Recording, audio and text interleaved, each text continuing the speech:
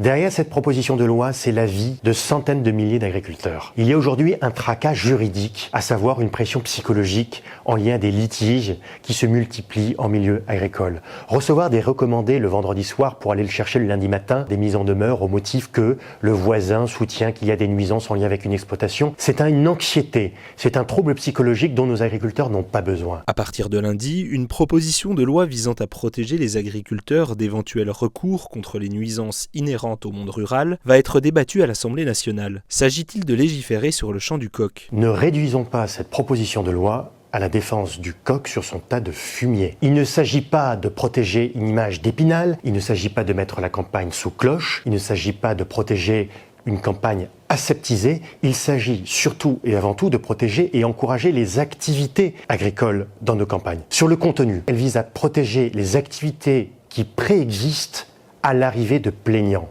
Je m'explique. Demain, les nouveaux arrivants des campagnes ne pourront plus attaquer les activités agricoles qui préexistaient à leur arrivée au motif qu'il y aurait des nuisances sonores, olfactives, visuelles en lien avec leur activité. Il s'agit bien donc de protéger les activités agricoles et assurer ainsi une continuité dans leur exploitation. Dans quel contexte, pour le monde agricole, s'inscrit cette proposition de loi ? Derrière cette proposition de loi, c'est la vie de centaines de milliers d'agriculteurs. Il y a aujourd'hui un tracas juridique, à savoir une pression psychologique en lien à des litiges qui se multiplient en milieu agricole. Recevoir des recommandés le vendredi soir pour aller le chercher le lundi matin, des mises en demeure au motif que le voisin soutient qu'il y a des nuisances en lien avec une exploitation, c'est une anxiété, c'est un trouble psychologique dont nos agriculteurs n'ont pas besoin. Et la proposition de loi, elle vise justement à répondre à cette anxiété, à cette réalité quotidienne vécue par certains agriculteurs en milieu rural. Il s'agit de les protéger face à des attaques qui sont superfétatoires dans un contexte économique que nous connaissons qui leur est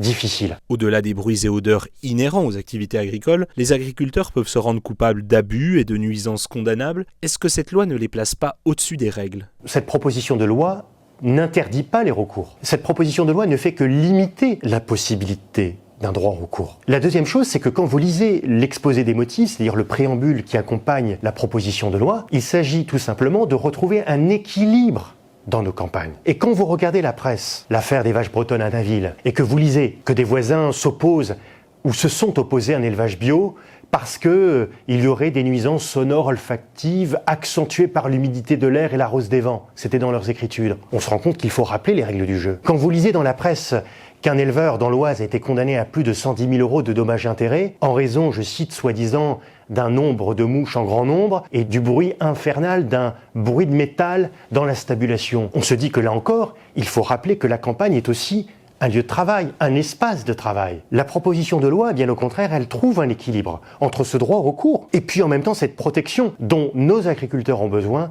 dans le contexte que nous connaissons. Cette proposition de loi, en réalité, elle répond imparfaitement aux attentes de la profession agricole. Parce que la plupart des litiges, ils surgissent suite à un agrandissement, suite à une extension, suite à une mise aux normes, suite à une augmentation de cheptel. Et aujourd'hui, la proposition de loi, elle vient protéger l'existant, ce qui était avant l'arrivée des plaignants. Ce que la profession agricole souhaite, c'est qu'on puisse aussi protéger l'évolution de l'activité, qu'on puisse protéger la continuité de l'exploitation. Et je crois que les agriculteurs sont les entrepreneurs. Ils ont vocation à être encouragés dans leur développement. Et ils ne sont pas condamnés à vivre dans la ferme de leurs parents, de leurs grands-parents, de leurs arrière-grands-parents. Et ils ont le droit de gagner de l'argent. Ils ont le droit d'accroître leur activité. Ils ne sont pas condamnés à vivre au SMIC. Et je crois que c'est un tabou et il faut le lever. Et c'est pour ça que la profession agricole l'espère, qu'il y aura un amendement qui sera déposé avec le soutien du gouvernement pour protéger cette évolution.